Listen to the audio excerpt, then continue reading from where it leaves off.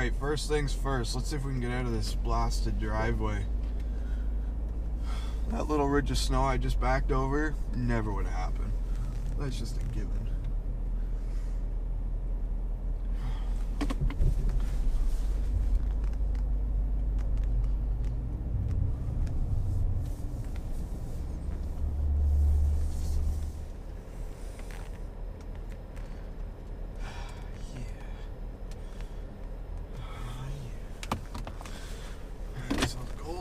This bad guy just walks out.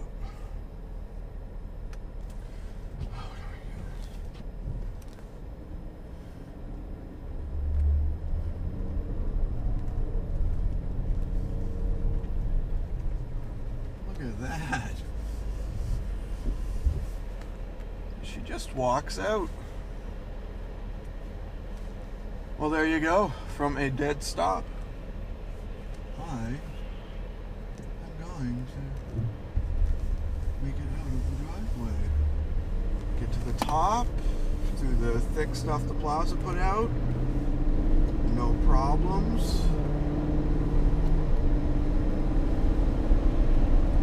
We are motoring in the snow. This is a first. We are under a snow squall warning, so this is potentially what we're going to have all day.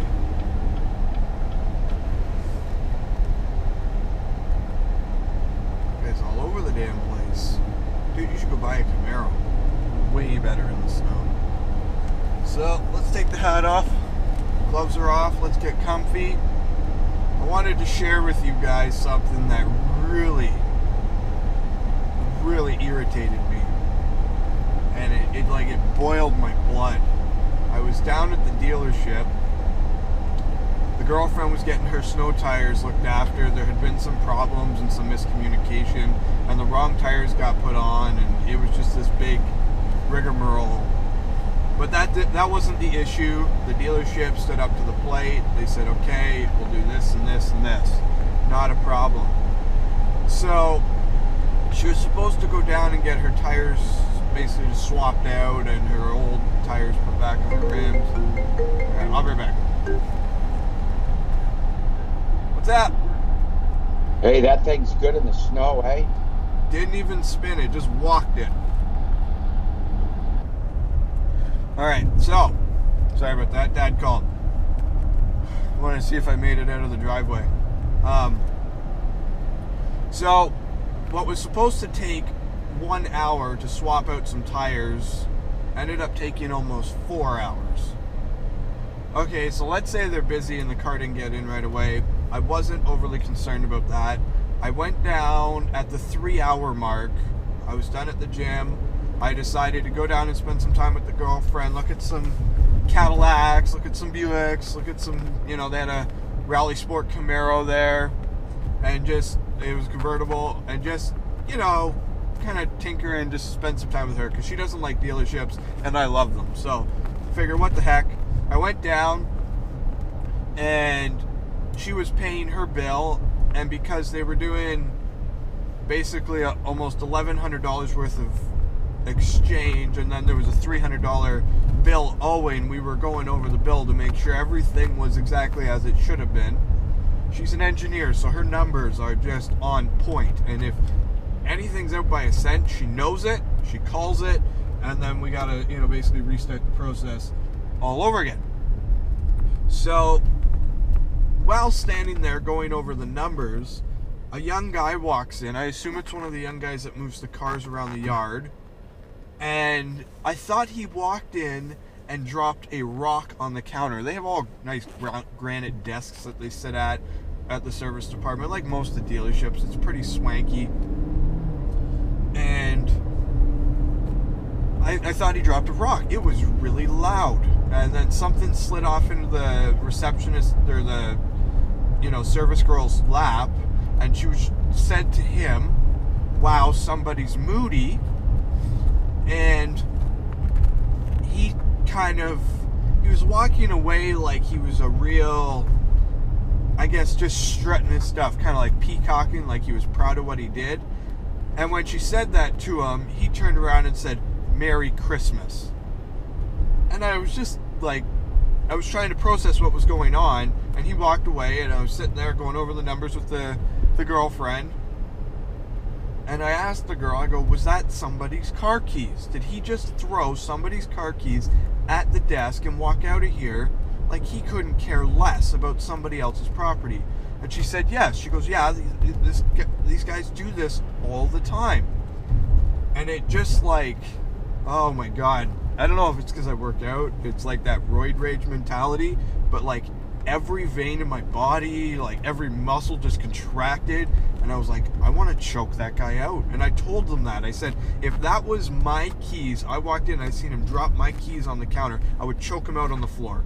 You do not do that to other people's properties. This guy does not know the person who dropped this car off. This is just a car that he is responsible for probably 2 minutes out of the day.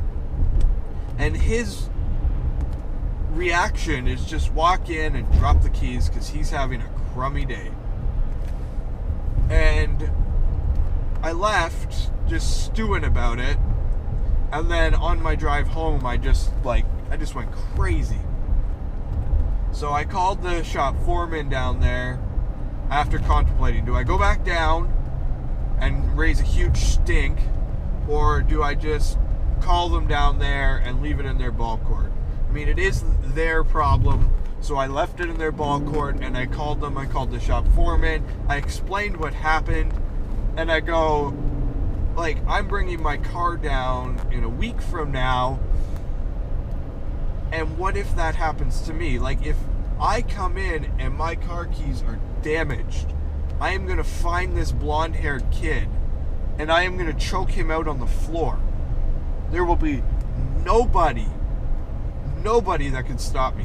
Like, he is done. And I just, like, it sickened me that a kid would take, and to me, cars are people's livelihood. I don't know if this is some super wealthy guy with his 15th Cadillac sitting in the driveway. I don't know if this is a family that has worked their whole lives to own a Cadillac. I don't know if it's a Buick. I don't know if it's some teen girl's first car. Like, to me, it didn't matter whose car it was, what type of car it was. It's their livelihood. It gets them around, and you respect their property. And that just irritated me beyond control. And I felt like I had a duty and a responsibility as an automobile owner, a member of the car community, and just somebody who generally cares that people are getting mistreated when they really don't need to be, to say something. And I did. I said something, and I will follow up on it here probably next week, because I got to go back down and get some work done on my car. But it just, like, oh, all up in here, I got like this tension headache. I just don't quite understand where, I guess, modern youth, and I know I'm technically a part of that, but I mean, I'm getting close to 30. I'm kind of getting out of that bracket. It's just like, they just couldn't care less that other people have worked hard and bought what they bought or are working hard. Like, this car for me was no, like, drop in the bucket. This was not like, oh, just, whatever, here, kid, take my car out and try not to roll it in the parking lot doing 12, showing off to your buddies that you get to drive a Camaro at work. Like, come on. When does a little bit of humanity kick back in? See, this is it. This is the snow. Mind you, there's almost nothing on the road. There might be an inch and a half between the tire marks, but this with the summers on, this is when it got sketchy. Making it out of the driveway was one thing. Brake test, definitely further. I definitely slid, but not that far, and I managed to maintain full control while I did it. Oh, these people plowing their snow across the road, let me tell you, it is illegal, and I wish people would stop doing it, but apparently they have a better agenda and better things to do. So I do thank you all for tagging along on this little rant / story. What would you guys have done? Would you guys have called him up? Would you have gone back down there and thrown some WWE action at him, broken a table over his back or something? How much action does one take? When do you leave it to the people who are in charge down there? The foreman did seem genuinely surprised. And I think he was authentic. I don't think he was just pretending for me, because, I mean, they all know who I am. I'm not just a guy down at the dealership. My family's bought, like, probably between all my siblings and that, probably 40 cars in the last 30 years. So, I mean, we're very well versed. I know the sales managers and everything by first, middle, and last. They know me. They know all about the YouTubes, and like it's a thing. I had a personal, like, heart-to-heart conversation with the sales manager before I bought this car about me buying this car, because he just, like, almost like an older brother, just expressed concern and just wanted to make sure that I wasn't just some punk kid who had a great idea one night and it was like, I'm gonna go buy a Camaro. So to see, in my mind, just these grave injustices going down, it just was like, this is just not gonna happen. Not on my watch anyways. And my girlfriend, who was right beside me, didn't even see it happen. She didn't even know what was happening. She just heard a noise, and then I was all upset. And it was like, wow, what happened? What did I miss? And I explained it to her, and she goes, that's absolutely awful. She's worked very hard. She bought her Buick. She loves her Buick. What? I'm not taking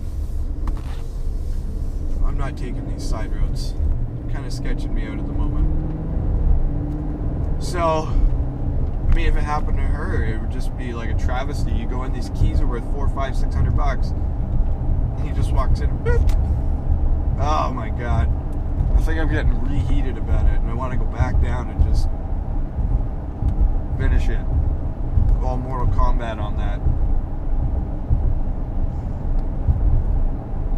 The dealership has a really steep parking lot right in front of the doors, like really steep.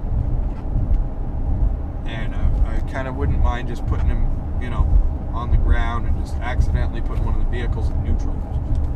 Run him over. Obviously, his parents have failed him miserably, and he's not going to contribute to society. Hardworking young men and women, it's a respect thing. And even if they don't know it and they feel defeated, I mean, they still have this, they still have their conscience that's telling them, don't be like that to other people's things. So, anyways, take care. Thanks for taking along. Smash that like button, and please subscribe if you have not done so already.